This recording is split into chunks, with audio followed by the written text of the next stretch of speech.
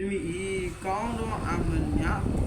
ဝမ်းသာကြည်၍မိမိဤမကောင်းသောအမများကိုဝမ်းနဲ့ပူဆွေးမှုခံစားရပါမှုအတည်မုမင်ဖြစ်ပေဤအမရှိ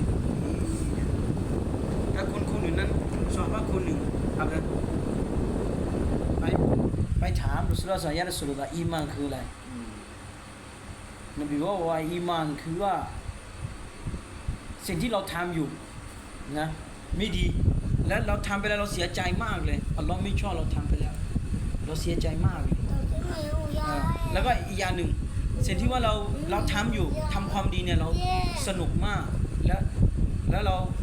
ราสบายใจมากทำความดีแล้วอันนี้คือมุมินนี่คืออีหมันก็คือเวลาเราทำเรื่องไม่ดีแล้วเรารู้สึกเสียใจมากนี่คือเรามีอีหมัน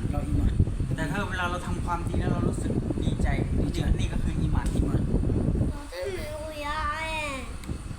รวยอะไรยายเลยว่าเปล่ายายเลยนะครับยาย